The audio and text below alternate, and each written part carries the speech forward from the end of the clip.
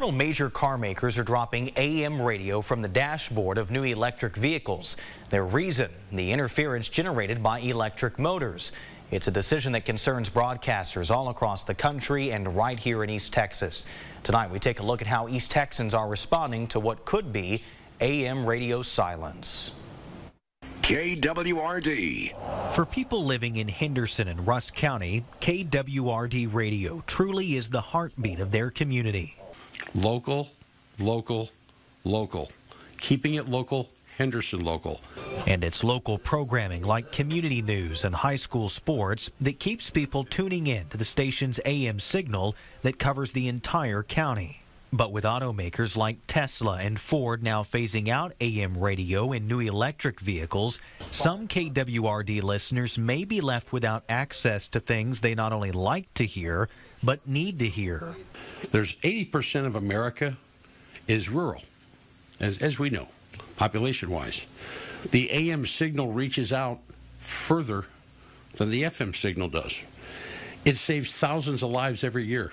Lives saved through the emergency alert system, broadcast on AM stations all across the country. The internet goes down, and guess what? It goes down all the time in my experience. Now, maybe you guys got better internet than I do, but it seems to just go off at the most inopportune times.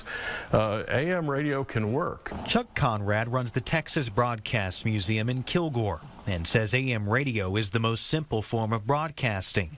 So simple that during World War II, people could make AM radios using an old razor blade, a safety pin, a toilet paper tube, a little bit of wire, and a pencil lead and some headphones, and you can make an AM radio. When it comes to the reason given by automakers for not including AM in new cars, they say it's the interference created by electric motors. People complain, my AM radio doesn't sound very good in my $80,000 Tesla.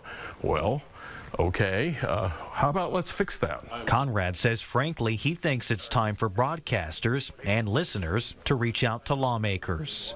We need to make sure that those voices remain strong. Congressman Nathaniel Moran represents much of East Texas and believes the elimination of in-car AM radio may even be politically motivated. AM radio for so long has been a voice of conservatism.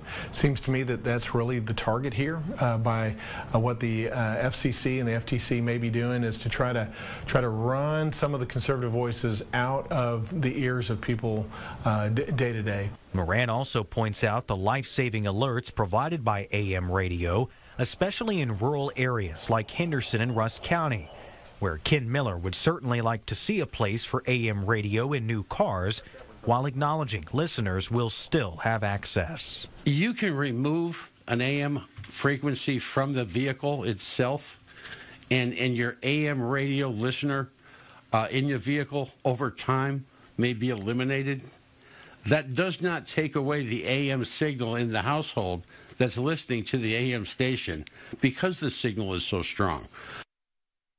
Now, when it comes to emergency alerts, automakers argue drivers will still have alternative sources to receive those alerts, but broadcasters say aside from FM radio, those options rely on the internet.